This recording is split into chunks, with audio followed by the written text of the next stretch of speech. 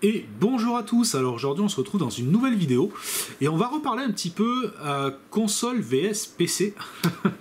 Donc c'est pas un battle, hein, loin de là, c'est juste on va reparler un petit peu de tout ça. Donc j'avais fait une vidéo il y a quelques années là-dessus, mais franchement je trouvais que c'était intéressant de refaire une petite évolution à cette vidéo là, parce que c'est vrai qu'on commence à arriver sur des choses très intéressantes aujourd'hui. Donc pourquoi déjà parler de faire ce genre de... Alors c'est pas un face-à-face, mais on va faire plutôt une comparaison. Tout simplement parce que moi j'ai souvent des parents voilà, qui ont leur enfant qui veulent jouer et qui viennent à se poser la question voilà, d'un PC gamer et qui en effet se rendent compte que si on veut des bonnes performances, c'est quand même un certain prix. Et moi généralement, même si je vends pas des consoles et tant pis, je préfère perdre une vente, mais en même temps être honnête, et j'ai tendance plutôt à les orienter au jour d'aujourd'hui plutôt vers une console. Parce que quand vous voulez pas mettre un gros budget, le PC, si vous allez sur un petit budget, forcément vous n'aurez pas des performances exceptionnelles, et ça sera moins intéressant que passer par une console. Parce qu'aujourd'hui, certes, certains trouvent que par exemple une PS5 c'est cher, et bien en fait pas tant que ça. Parce qu'aujourd'hui, comparez les graphismes d'une PS5 et regardez combien, ce qu'il va vous falloir en équivalent PC pour arriver à de telles performances en 4K. Et vous allez voir qu'une console n'est pas si chère que ça. Parce que un PC correctement monté, qui va arriver à l'équivalent, pour moi, on va être déjà à 1200-1300 euros. Soit le double du prix d'une console. Donc que ce soit PS5 ou Xbox, enfin n'importe. Mais c'est vrai qu'aujourd'hui, moi je m'en suis... j'ai commencé à regarder certains comparatifs de jeux.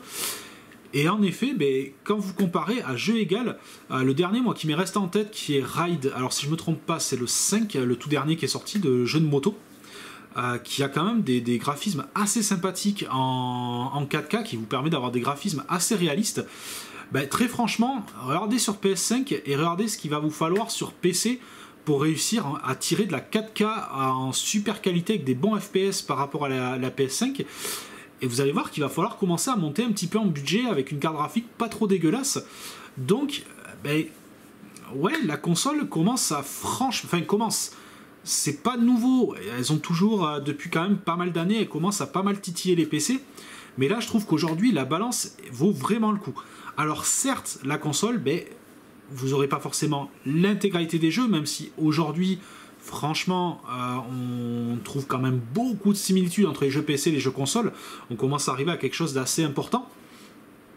Mais par contre, c'est vrai que, en effet, à part ça, oui, si vous êtes adepte de mode ou autre, oui, le PC va vous permettre plus de choses à ce niveau-là. Mais sorti des modes, franchement, la console reste super intéressante. Moi, je vois une PS5, franchement, ça vous permet sur votre téléviseur ou même sur un écran dédié, vous pouvez vous faire une installation comme une installation PC, remplacer la tour par une console pour avoir, voilà, si vous voulez un petit bureau gamer, vous pouvez remplacer la console par, le PC par une console, ça reste tout à fait viable. Avec un bon écran, profiter d'une 4K du coup, avec de belles performances graphiques, et le tout quand même à un prix qui est pas si élevé que ça si on compare à un PC. Et franchement aujourd'hui en plus elles sont capables de faire pas mal de choses. Vous pouvez quand même aller sur YouTube, regarder des séries Netflix, vous pouvez naviguer quand même pas trop mal sur internet, vous pouvez franchement faire... Aujourd'hui pour moi c'est viable en termes de prix. Donc, en termes de tarifs, oui, la console, pour moi, gagne largement le match. En plus de ça, vous ne serez pas embêté avec les jeux. C'est que vous, quand vous achetez un jeu sur un PC, il faut être sûr qu'il va être compatible avec votre config. Il va falloir bidouiller un petit peu les paramètres les paramètres graphiques pour essayer de faire quelque chose qui tourne bien. Il va falloir... La console, vous mettez votre jeu, ça fonctionne et vous vous emmerdez pas. Donc, c'est vrai que là-dessus, encore une fois, niveau simplicité, la console va gagner encore une fois. Là où le PC va tirer ses avantages, c'est tout simplement que vous pourrez, oui, en effet, avec des grosses configs, aller tirer encore un petit peu plus, encore un peu plus haut dans les graphismes, ça c'est clair et net. Mais franchement, quand on voit ce qu'une sort une PS5 aujourd'hui, alors je parle beaucoup de la PS5 parce que je me suis plus renseigné sur la PS5 justement avant cette vidéo là, et sur ces derniers temps je suis plus tombé sur des vidéos de jeux de PS5 plus que de Xbox, donc c'est pour ça que même si moi je suis plutôt utilisateur Xbox, enfin j'ai qu'une vieille Xbox One, je suis pas un gros joueur de console, mais c'est vrai que là aujourd'hui ça m'intrigue pas mal de regarder où on en est au niveau des consoles, parce que c'est quand même super intéressant, et sur certains jeux j'ai été plutôt bluffé des performances, du moins de la PS5, de celle que j'ai regardée. Donc là, c'est vrai que, oui, sur un PC, donc comme je disais, on pourra aller plus haut. On pourra en effet avoir un peu plus de souplesse dans le fait qu'on peut utiliser des mods sur certains jeux ou autres. Donc ce qu'on appelle des mods, c'est faire voilà, des petits add-ons, des petites modifications ou des choses supplémentaires qu'on peut apporter au jeu. Et on aura, oui, un plus grand choix de jeux, étant donné que il y a plus de jeux développés sur PC que sur les consoles. Même si voilà, les gros titres, vous les trouvez partout aujourd'hui, vous posez même pas la question. Donc tout est reporté un petit peu partout, et donc voilà, moi c'est vrai que c'est ce que j'ai tendance à conseiller, mais les parents qui cherchent des fois, qui peuvent pas mettre un gros budget, moi comme je leur dis, ils arrivent souvent avec des budgets 500, 600 euros, 700 grand maximum. Donc oui, on peut faire des choses à ce budget là, mais on peut faire que des choses assez basiques. Donc à la rigueur, moi je préfère être honnête plutôt que vendre une tour, encaisser les 700 balles et me dire voilà, j'ai bien gagné ma journée. Non, je préfère mieux les conseiller, leur dire non, dans ce budget là, plutôt qu'un PC portable premier prix en gamer, parce que c'est à peu près à 700 euros, vous commencez à rentrer dans les PC gamer premier prix.